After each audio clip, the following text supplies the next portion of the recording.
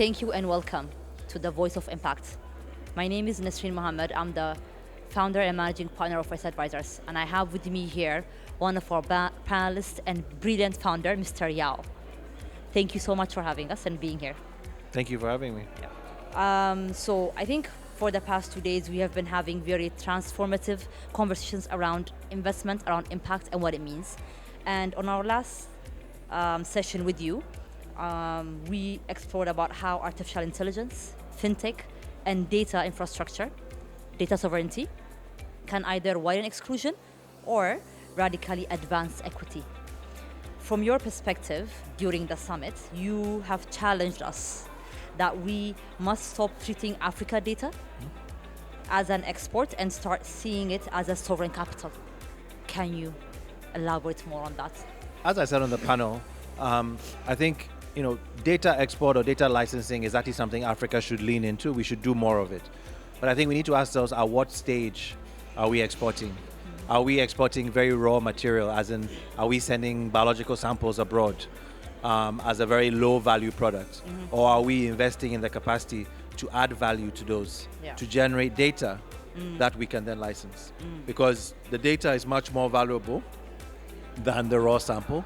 And by generating the data, we then are in a position to use the data in many different ways in addition to licensing it. If you just send your sample away, that sample is gone.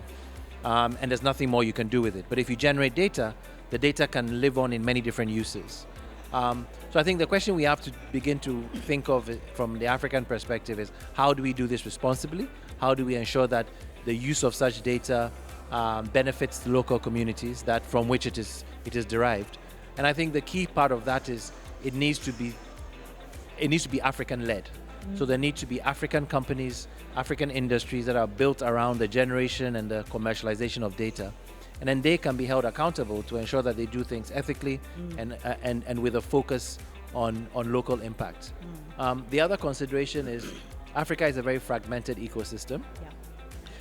So often we talk about Africa's potential and we just label the continent as if it's a single country. Africa is 54 sovereign countries. If each of those countries is too nationalistic about their data, then we stand the risk of fragmenting the market, and in so doing, limiting the value of the data we produce. So I think there needs to be a very, a seasoned and a well-reasoned discourse around how data can move across the continent, how we remove barriers to data movement, and how African countries collaborate with one another to basically benefit from a joined market, so that African data presented on the world stage will not only depend on its unique attributes, but would also benefit from aggregation across our large continent. So I think without doing that, we may not realize the true benefits of the data that we have. Okay. So maybe, as you have said, AI is often held as a leveling force. Yes. But as you also rightly pointed out, without localized data sets, you just said right now, and then a gender-responsive design, it can reproduce, you said, old biases in new code. How should we then reimagine AI in health? So I think it has to start with how the AIs are trained. AIs will spit out based on what data is fed into it. And so I think we need to recognize that if AI models are built overseas without including African data, then those AI models will be biased and are not fit for purpose here. So I think the key thing with AI is we need to be generating and building locally, contextually relevant AIs based upon local data. Now that may mean we take a step back and actually look to see what data we have available and whether or not we need to build up the databases before we can build the AI. So we must be careful not to just rush into trying to build AIs, because AIs depend on data, and in many cases data in Africa is not digitalized, it's not easily accessible. So I think the first step is to ask, what are the kinds of AIs, what are the problems we're trying to solve? Can AI be useful? But importantly, are we using imported AIs or are we building local AIs? And if so, what data is being used to train the AI? And I think that is so we may need to have a period of data building as part of our AI strategy, as opposed to simply thinking we can build an AI and pull data the way it would happen in North America or in Europe, because depending on the type of data, that data may not be readily accessible or readily available in a usable form currently on the continent. So maybe let me tag along to what you just said. So, in your work, like you're using data in precision medicine through African genomics. Can you perhaps tell us how AI is transforming the work that you're doing? And then what has that meant to you when it comes to accessing finance and investment? So AI is rapidly transforming drug development around the world. Drug development used to take a really long time and was a painful process of experimentation over and over again in the lab. Now with AI, a lot of that initial experimentation can be done in a computer, and the computer then spits out a number of likely molecules or likely interventions that you can then test and confirm in the lab. So AI is shortening the drug discovery timeline, which means we can go from a question to an answer in a much shorter time. Now, obviously, we have myriad of, in my area, which is healthcare, in particular, cancer research. Cancer is a growing problem in Africa. It's a problem all around the world. We need new drugs. We need new ways to treat cancer. AI provides an opportunity to accelerate the speed with which we develop these new drugs. However, the challenge we currently face is there is very little data, genomic data, available from Africans. In fact, less than 3% of globally available genomic data is African.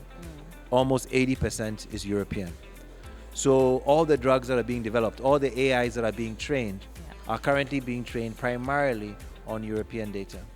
So and this is not just bad for Africa, it's really bad for the globe, because it means our drugs are not very useful across diverse populations.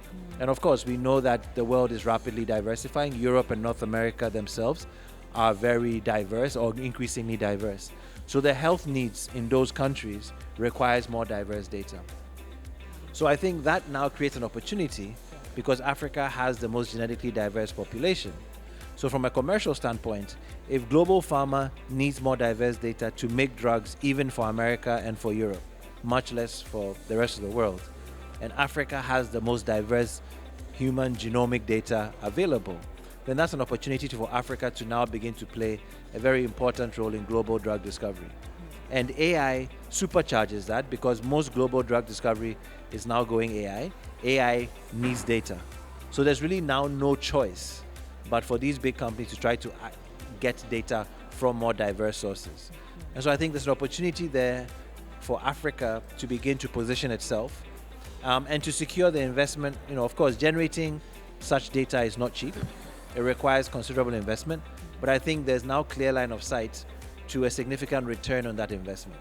So if private sector and governments in Africa can collaborate to create an enabling environment to support the generation of high quality health data in a variety of target areas from Africa, that provides a first step for Africa to begin to enter the discourse on global drug development. Because the global pharma market is massive, but Africa has hardly any slice of it. This could be our opportunity to begin to carve out a piece of that market. And then in time, build more and more capacity to then be able to develop drugs ourselves. At this point, a lot of the R&D capacity to develop new drugs is not available on the continent. But if at least we can begin to be a data provider into that ecosystem, then we begin to influence how those drugs are made.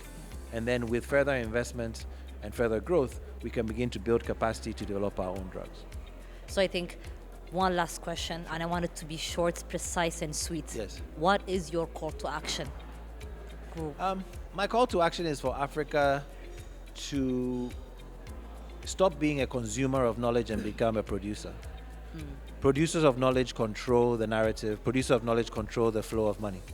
If all you do is consume knowledge produced elsewhere, you will always be dependent on those places. And in the current scheme of things with age, disruptions, Africa is extremely vulnerable at the moment. I think the creation of knowledge is a pathway to our true independence. We have the brain power, we have the resources. We just need the mindset and the strategy to change how we think about R&D, how we think about data, how we think about technology, to begin to try to create technologies, not just adopt other technologies, but then to create technologies that are unique to our continent. So I think the call for action is for Africans across the continent in whatever field to begin to think about how they can become knowledge producers and knowledge licensors as opposed to knowledge users or knowledge licensees. Thank you so much, Yaw. As you have heard them, Africa needs to stop being a data user and start becoming a knowledge provider. Thank you all for having us, and wish you a good day.